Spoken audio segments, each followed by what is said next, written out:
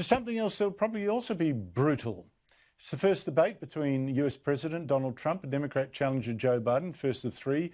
Biden, I think, it'll happen, we'll start our coverage at 11 o'clock tomorrow morning. I think Biden will probably win or simply by exceeding expectations, which are extremely low. He'll win if he simply manages to get through without yet more brain phase like this senior moment the other day. That's why I made it a priority my entire career to work closely with you. From the time I got to the Senate 180 years ago. Okay. But Trump is trying to soften expectations of exactly that by asking for Biden to be tested for performance-enhancing drugs. No, not joking. I mean, I'm willing to take a drug test. I think he should too, because he's had a very uneven... I watched him with some of when he was with, debating Pocahontas and Harris, who treated him so badly, but I watched him, and he was out of it, right?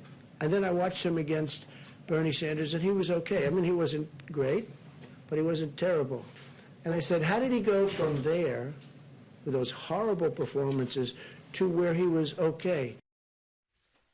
You would never think that these are the two guys vying to be the most powerful leader in the world.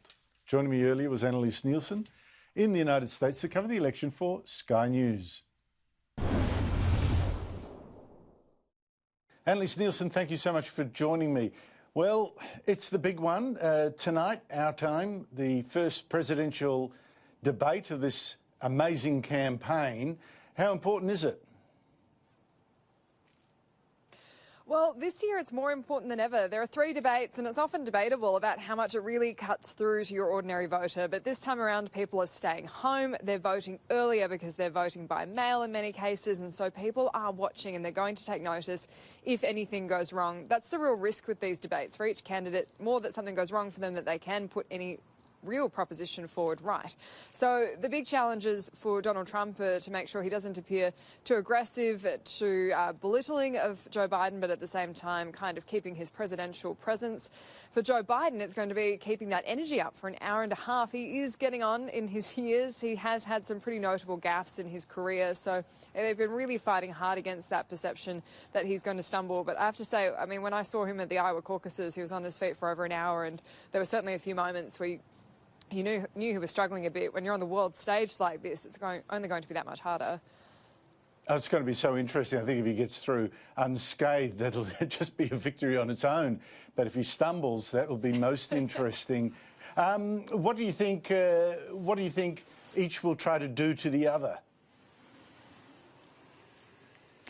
Well, Donald Trump really is trying to come across like he doesn't really have to try. And the interesting thing with this whole campaign has been the Democrats trying to make this a referendum on Donald Trump. They want the focus to be on him and whether people like him or dislike him, because there are a lot of people who voted for him in 2016 that don't like him necessarily, but think he's the right guy for the job. And so if they can convince those voters to turn the other way to the Democrats, that really could see them gain some ground. What we're going to see is it's going to be tough to get that kind of real competitiveness across the stage. They do have to keep at a distance. There's no handshake. There's none of those kind of normal markers that we'd have outside of a pandemic to watch for. There's no audience reaction there either. It's going to be a very limited crowd. So the test is really going to be whether Joe Biden can keep his cool, whether he can make sure he doesn't have any big slip-ups or lose his train of thought. And for Donald Trump, it's going to be that he doesn't get too wild. I'm not sure that's going to be focusing on his mind. I think that's probably a challenge for him, but I'm not sure that losing the aggression has ever been much on his mind, and whether for good or ill. What's the state of play of this campaign?